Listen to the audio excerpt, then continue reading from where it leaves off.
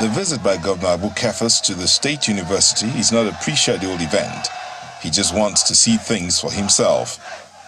On arrival, Mr. Kefas learns that at least 53 courses offered in the institution have not been accredited, plus increased school fees and poor students' hostel facilities.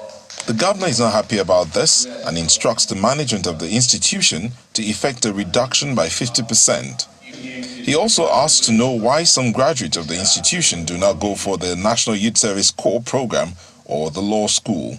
With immediate effect, let the school fees of the student be reduced to half. 2, I have also received some complaints. A lot of students have graduated, cannot go for service, some cannot go for law school because of lack of accreditation. I want to see the report on that on Monday. The Vice-Chancellor, who was represented by the Deputy Vice-Chancellor Academics, speaks on some of the challenges facing the institution. For the past 2 years, we've been battling to get money from the government to enable our good education. The Vice-Chancellor, thank God, is able to convince the National University Commission to consider our program as they are due in 2022 rather than 2020. Otherwise, all the programs that I've mentioned will have been denied by the NUC. So we have money this year to be able to meet that. Otherwise, the university will run a lot of programs.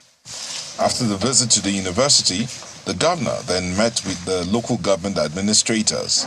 He wants development to reach the grassroots directly and urges them to work closely with the traditional rulers, religious leaders, security agencies and youth organizations for peace and development. Make sure that you maintain law and order in your community. One development to reach the people directly. Now, who are the people that will tell us? Local government have funding. The funding is supposed to go to local government for projects. So go back to your local government, redeploy them back to their local government, go and assess the problem of your people, and then tell us what your people want, so that we use the local government funds to do the project there at home. Governor Kefas told the local government administrators to identify and eliminate ghost workers, identify sources of revenue generation in their respective councils, and block whatever leakages that there may have been. Hello and welcome to the channel.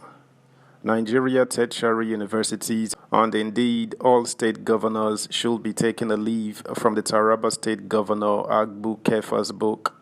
Instead of planning to increase school fees, concerted efforts should be made to go the opposite route, and that is what the House of Representatives are looking to do. Following the growing concerns that tertiary institutions might increase tuition fees on the heels of the recently passed Student Loan Act, the House of Representatives has warned against such a move. It also resolved to convene a legislative summit on student loans and access to higher education with all stakeholders in the education sector. These resolutions follow the consideration of a motion moved at plenary by Tessa Ugbo, the member representing the Kwande and Ushongo Federal Constituency of Benue State. Presenting the motion, Ugbo said the aim of the act was to enable students to borrow to fund their education away from the traditional parental provision. He said the use of student loans and educational credit schemes in most countries of the world is often justified on the grounds that it guarantees greater access to higher education for the less privileged citizens. It is further predicated on the notion that education is an investment in human capital, which in turn promotes individual development, economic growth, and national productivity.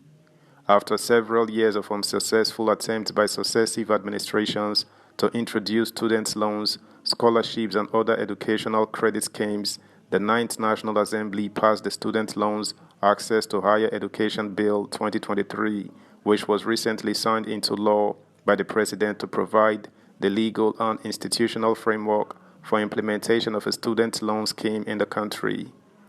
While the objectives and intent of the Student Loan Act 2023 are patriotic and will impact positive access to higher education in Nigeria, especially among underprivileged citizens, there are several critical omissions and identifiable bottlenecks that will stultify or frustrate the successful implementation of the Act if immediate further legislative action is not taken to ensure its efficient implementation.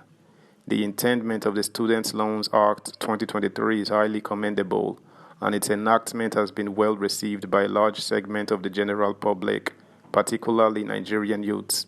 The identified and observable lapses have the potential to frustrate its smooth implementation for the overall benefit of Nigerian students. There is an urgent need to convene a legislative summit with all key stakeholders to develop a strategy to ensure the smooth implementation of the Act for the benefit of the indigent Nigerian students. The motion, when put to voice vote, received the support of the majority of lawmakers. Members of the House of Representatives further showered encomium on President Bola Ahmed Tinubu for signing into law the bill for an act to establish student loan and access to higher education in Nigeria. The lawmakers expressed delight over the development during the debate on the motion on urgent need for further legislative action on student loans and access to higher education in Nigeria. In the bid to ensure effective implementation of the legislation, the House resolved to constitute an ad hoc committee to convene a legislative summit on student loan and access to higher education with all stakeholders in the education sector and policymakers in order to ensure effective and efficient implementation of the program and to report within 3 weeks for further legislative action. The lawmakers also commended the Ninth National Assembly for the foresight and passage of the bill, which seeks to ensure that a legal and institutional framework for the implementation of a student loans program is finally put in place in Nigeria. That's the news, guys. Thanks for listening. Until next time, bye.